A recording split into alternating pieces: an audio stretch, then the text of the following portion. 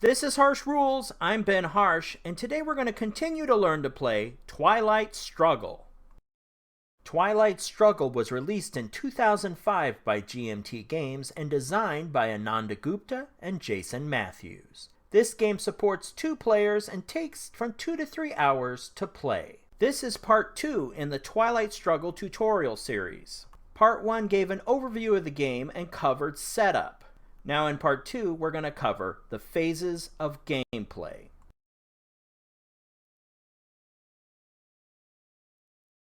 A game of Twilight Struggle spans 10 turns. Each of these turns is comprised of a maximum of 9 phases.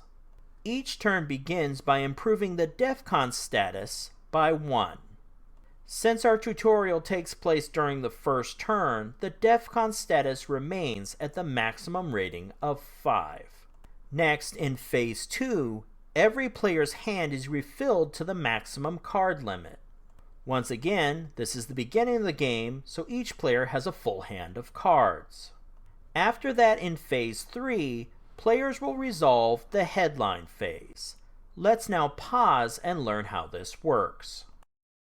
A gameplay turn of Twilight Struggle is composed of 1 headline phase, followed by 6 card play actions. The headline phase kicks off the turn by establishing the order of play and executing an event for each side. This play order continues through the subsequent 6 action rounds, where each player will play a card for either an operation or an event. Players begin the first turn with a full hand of 8 cards. 7 of those cards must be played throughout the turn. This leaves them with 1 card that can be held over to the next turn. Each player is required to present 1 card to bid for the first player option. The starred number in the upper left-hand corner is the card's operations value.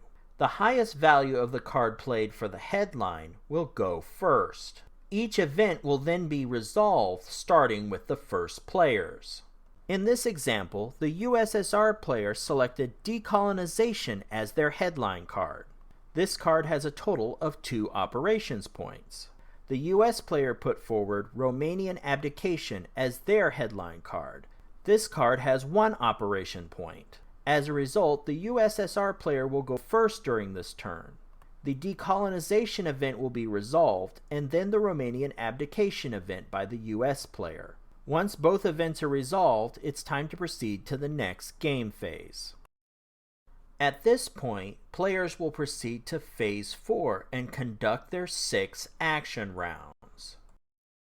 Players may want to keep track of which action round they're currently on. At the top of the board, next to the game logo, is the action round track. The game begins with 6 action rounds, and starting with turn 4, increases to 7 action rounds. An 8th action round can also be earned by achieving the highest level advancement on the space race track, or by the US playing the North Sea Oil event card. If one player has not achieved an 8th action round, then the player who has is the only one who gets to play a card.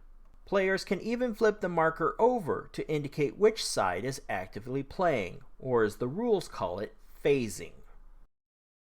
During an action round, each player will once again select and play a card from their hand. However, this time, the player has an option. They can play their chosen card to conduct an operation, or play out an event. The color-coded star in the upper left-hand corner of the card gives the available points for an operation, and is also color-coded to indicate which side the event on the lower half of the card favors. A white star favors the US player. A red star favors the USSR player. A split star can favor either player. The color of the star can create an additional challenge for a superpower playing a card as an operation. It's important to note that when a player plays a card for an operation that has an event that favors the opposite superpower, then that event is automatically triggered. For example, on a card with a white star or a neutral star, the US player that chooses to play the card for an operation does not trigger the USSR event. However, if the US player plays a card with a red star for an operation, the USSR event is automatically triggered. The US player does have a choice whether to play the operation first and then the event, or the event first and then the operation. However, there is a way to avoid triggering the event, and that is to use operation points towards the space race. We'll learn about the space race a little later in the tutorial, but for now, be aware that the same rules work in inverse for the USSR player. Let's continue our discussion by looking at event rules on the card. Some events can only be triggered once. These events are indicated with an asterisk, and often red text at the bottom of the card. Once this type of card is played for an event, it is removed from the game. Therefore, it's important to manage your cards as they move in and out of the deck. You will have the active deck that you're drawing from, a discard pile where cards may be reintegrated into the deck later through a reshuffle, and a space to remove cards permanently from the game. With this in mind, it's very important to note that the card with an asterisk is not removed if played for just the operation points, and the event is not triggered. So essentially, the event has not occurred yet in the game. In this instance, the card with the asterisk is placed in the discard pile, where it will be reshuffled into the deck and potentially brought back into the game. When playing events, another indicator to look for is if the event title is underlined. An underlined event title means that playing this card for the event has a persistent effect on the game. These effects typically introduce a new game rule or set up the play of another card. The game provides markers to act as reminders about these game effects. As an example, the Marshall Plan event will allow the NATO card event to be played. Be on the lookout for these card relationships between events as you play the game. Now let's look at some other card types you might encounter during gameplay. China's role in the Cold War is represented by the China card. The China card is never shuffled into the main deck. It begins the game face up in the USSR player's gameplay area. The USSR may play this card during an action round instead of a card out of their hand. The China card provides a player with 4 operations points. If all these points are spent in Asia, then the card grants the player an additional operation point to spend there. Once the China card is played, it is passed face down to that player's opponent. The card will be flipped face up during the next turn and can be used by that player then. The China card is passed back and forth between the players in this fashion throughout the game. The China card is a powerful card to play, especially in Asia.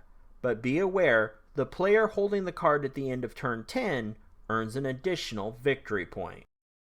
When a player draws cards, either for their initial hand or at the beginning of a game turn, inevitably scoring cards turn up.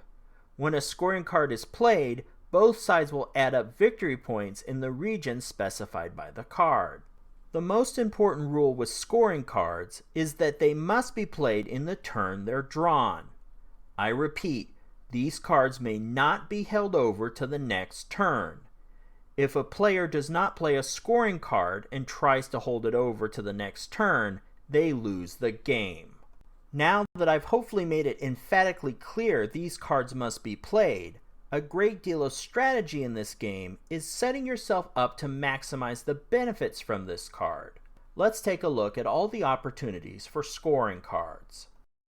The majority of the game, players are struggling to build influence throughout the world and control countries. Scoring cards evaluate each side's progress in a specific region and generate victory points.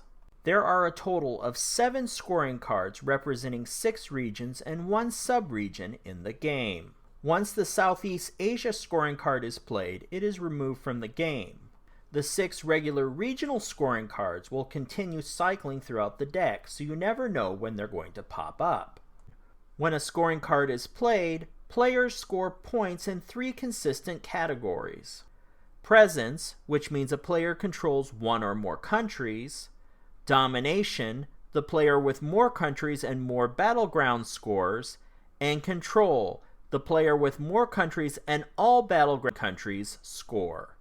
Players may also receive victory points for controlling individual battleground countries or for holding a country that's adjacent to their superpower. A quick note on scoring: if the Europe scoring card is played and one player controls Europe, then they win the game. Countries are scattered throughout a region, and it can be difficult to understand their importance to scoring. On this slide, I've organized the countries of Europe to make it easier to see where you can score.